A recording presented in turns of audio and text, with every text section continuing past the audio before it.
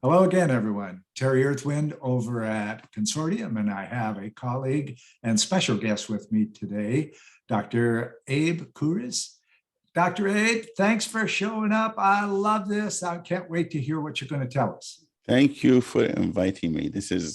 I've met you before, and this is the second time I meet you, and it's a delight to be with you and your audience. Great. Well, Dr. Abe, here comes the famous question. Dr. Abe, what are you doing? Okay. Thank you for the question. A lot of things, too many of them. So still working with my MBA students. This is one. So trying to give them as much information, different out of the box thinking with my students, MBA students, workshops, leadership workshops, seminars, working with executives. These are some of the work I do. We're working on the third virtual global thought leader symposium, which will be launched in October 8, 2022. So we start preparing from this point on to get the guests prepared with everything we need to do as far as that's concerned. And of course, I'm still working with my other businesses, working on whatever I can, delegating authority, but whatever I can, I'm working there as well. But the most important thing I'm putting most of my time on is the compassionate leadership, the journey of the compassionate leader, which is a book hopefully I'll be publishing soon, but I'm finalizing. And I put the pyramid out there. And that one deals with how to change really the mindset of our today's capitalists from an individual that cares for himself or herself only to someone that cares about society and others. That's the idea behind I had an article, How to Lead with Compassion. I had several other articles, but this specific book and that deals with the journey of the compassionate leadership. It deals with, first has a pyramid of 7 levels. First one deals with self-compassion. For you to lead others, we're trying to say to them, you can be rich, you can enrich others, you can enrich yourself to the best. You want to be a billionaire, that's fine with us, or fine with society in general, but then think of others. So with the model we're creating is, if you want to become a compassionate leader and you want to take that journey, start with self-compassion, because some of us, you and I and our audience, I believe they're good people that compassion comes naturally to them. You're a compassionate person. I hope I'm a compassionate person. And I'm sure most of your audiences, an audience in different networks, they are compassionate. So what we're saying to these individuals, if you want to lead the way and you become within that journey, start with yourself. Take care of yourself. Be the best you can be, education-wise, study, read, get enlightened, be healthy, do seminars, do whatever you want to improve self-development with one purpose. You're doing this not because you're selfish and you care about yourself only. No, you're doing this because you care how to serve others better. So you start from the mindset from the beginning. I am doing this, yes, but because why? Because I want to improve others. But this is the first one. So if you do with self-compassion, the first level, and it has a chapter or 2 on it. Then you go to the second level, which is the next of kin. So now we build our own little Idaho, and then we created the environment that we're healthy, right? So what do we do next? We try to influence and impact the life of our next of kin, neighbors, brother, siblings, sister, whatever you have within your immediate environment, you try to influence and you try to improve and enlighten. This is the second level. Then the local environment.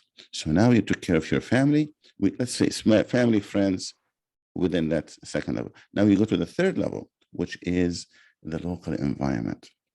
As a leader, you go and start encouraging other businesses, helping them, patronizing them, guiding the city council. See what you can do with your own enlightened thinking to improve the quality of life in that specific community you're living in. This is part of the compassionate leadership journey. And then we go to the organization. The organization is when you are a leader within that organization, you really care for the investors, because remember, we care for the investors because we want them to succeed, so they help build other organizations within that society. So it's a winning circle. You take care of the investors, you take care of the leadership, you take care of the employees, make sure they are invested and they are well taken care of, and also you take care of the consumer or customer. You don't say, this is a customer we need to take advantage of. No, we are compassionate leaders. We care for the consumer to create value for that consumer. So when he receives a product or a service from us, it has value. And if it doesn't have value, we add value to it. This is because you're compassionate. And then we go to the second level, community in general, meaning we went from the local community now to the community in general, and do the same thing, try to impact it. And then we go to the society. Society is when you start talking about everything to impact the country, the society you live in, not only the organization, but the society, you make corporate responsibility. These things are part of your really duty as a compassionate leader as you go through the journey. And the last one, the peak one, the last level, this is reserved for the best of us. This is called the authentic leader, authentic compassionate leader. This individual is sincere, is not faking it. He is an individual, he or she, that would lead the way with the purpose of, I'm going to define what is a compassionate leader. A compassionate leader, according to the model, is an individual that serves others without receiving anything in return.